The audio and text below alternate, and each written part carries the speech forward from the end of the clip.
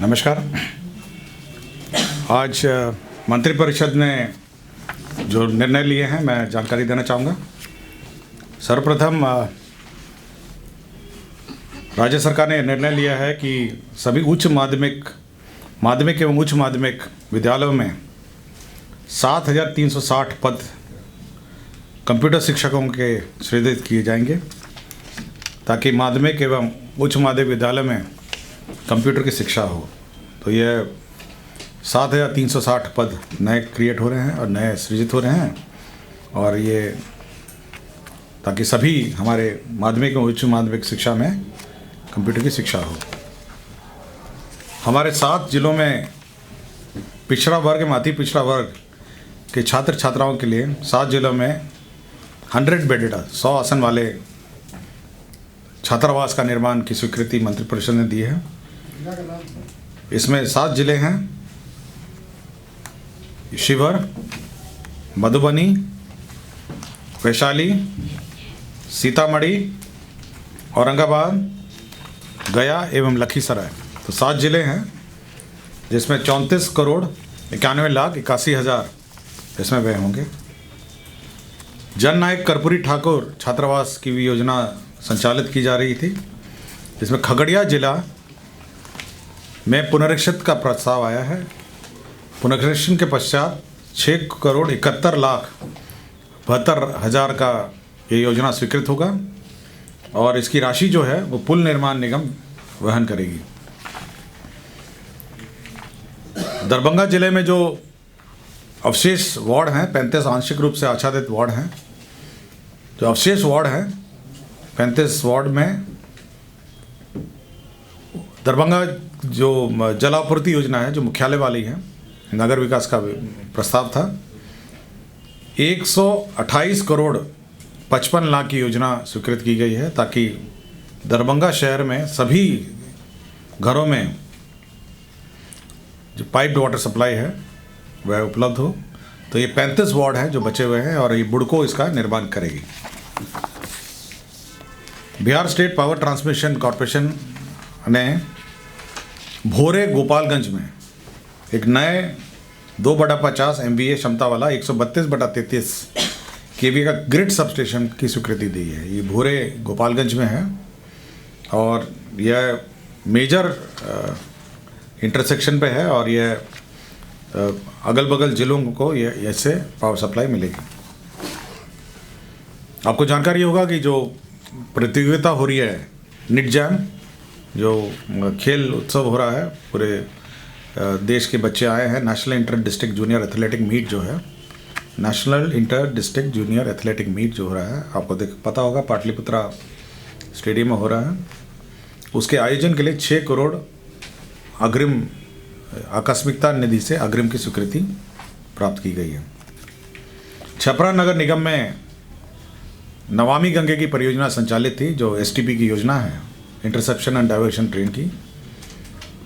NGT के जो मापदंड हैं उसके अनुसार थोड़ा प्राकलन में संशोधन हुआ और जो संशोधित प्राकलन में जो राशि अतिरिक्त लगेगी 11 करोड़ 64 लाख वह राज्य सरकार वहन करेगी और अनुमानित जो लागत होगी अब प्राकलन रिवाइज होने के बाद 254 करोड़ 27,14,000 है।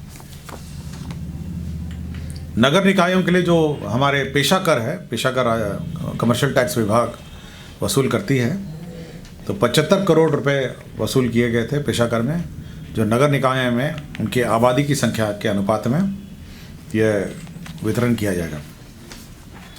पटना ने रेल परियोजना को जो विभिन्न विभागों की ज़मीन है वह स्थानांतरण करने के लिए यह निर्णय लिया गया कि शुल्क लेके पटना मेट्रो कॉरपोरेशन को ये सभी विभागीय ज़मीनें स्थानांतरण की जाएगी। तो यह एक निर्णय लिया गया कि पटना, ताकि सभी जो विभाग की भूमि है जिस पर पटना मेट्रो रेल निर्माण किया जा रहा है वो जल्दी बने और बिना रुकावट के आगे चले। कितनी भूमि इसमें ट्रांसफर होनी? बहुत सारी है, कुछ स्कूल की है, कुछ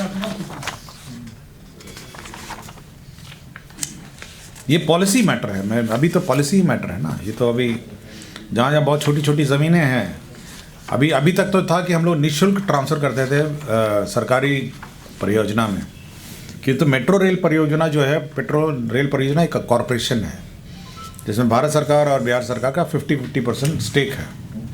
क्योंकि ऐसे कॉरपोरेशन की यदि ज़मीन हम लोग ट्रांसफ़र करेंगे तो हम लोग शुल्क लेके ट्रांसफ़र कर रहे हैं, ठीक है। मतलब परियोजना के लिए तो निःशुल्क रहेगी, लेकिन हिसाब रहेगा कि बिहार सरकार ने कितनी ज़मीन उस कॉरपोरेशन को दी।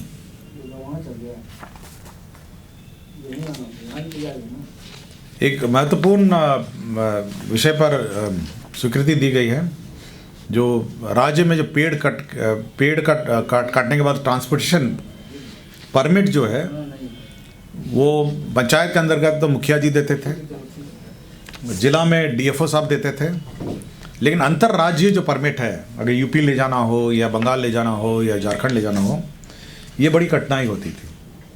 तो यह निर्णय लिया गया कि जो राष्ट्रीय स्तर पर जो पोर्टल बनाया गया है, national portal, national transit pass system जो देश में बना है, उसमें अंकित होगा और डीएफओ उस परमिट्स को इशू करेंगे। तो नेशनल ट्रांजिट पास सिस्टम के माध्यम से अब अंतर्राज्यीय जो पेड़ कटने के बाद बेचने के लिए ले जाते हैं वो परमिट इशू किए जा सकेंगे। आपके नवोदय विद्यालय है, ये आपके खगड़िया जिला में मौजा बोरने थाना 161 है, ये चौथम अंचल में है, खगड़िया जिला में। तो नवोदय विद्यालय को 7.11 एकड़ ज़मीन नवोदय विद्यालय को निःशुल्क दी गई है, ताकि नवोदय विद्यालय का निर्माण खगड़िया जिला अंतर्गत चौथम अंचल में निर्माण किया जा सके। रोहतास सासाराम न्याय मंडल अनुमंडलीय व्यवहारणालय डेयरी ऑन सोन में 10 कोर्ट भवन, कैदी हाजत और एम्यूनिटी भवन G+4 की स्वीकृति दी, जिसमें 33,81,82,हज़ार का व्यय होगा। राज्य में जो आयुष परिक्षेत्र में राज्य के आयुर्वेदिक, यूनानी एवं होम्योपैथिक महाविद्यालय हैं, उनकी मान्यता को बनाए रखने के लिए जो प्रोफेसर और असिस्टेंट प्रोफेसर का जो पद है उसमें संविदा पे नियोजन किया जाएगा, और जब प्रमोशन की प्रक्रिया आरंभ होगी तो ये पद स्वतः ये जो नियुक्तियाँ हैं समाप्त हो जाएगी और परमानेंट फैकल्टी इन पदों पर पदस्थापित होगी। वैकेंसी इसकी सर है?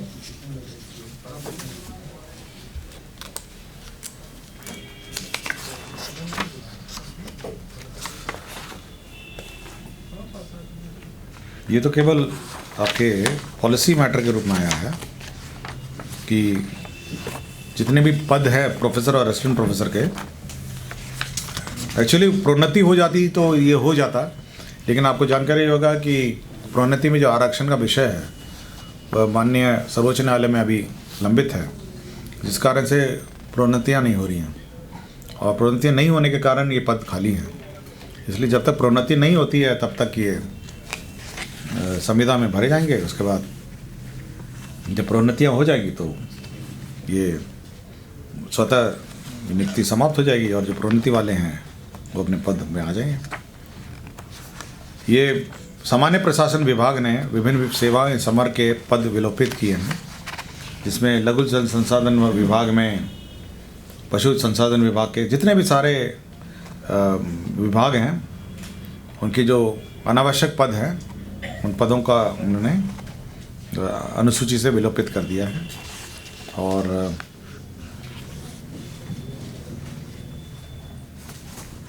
विज्ञान एवं प्रौद्योगिकी विभाग में राजकीय अभियंत्रण महाविद्यालय, राजकीय पॉलिटेक्निक, राजकीय महिला पॉलिटेक्निक की संस्था में जो संकाय शिक्षकों के गुणवत्ता के सुधार के लिए PhD और M.Tech के लिए विभिन्न कुछ सिलेक्टेड यूनिवर्सिटीज़ में अवकाश की सुविधा होगी, और यहाँ ट्रेनिंग प्राप्त करके PhD और M.Tech करने के बाद राज्य सरकार की संस्थाओं में 5 साल तक कार्य करने का अनिवार्यता होगी।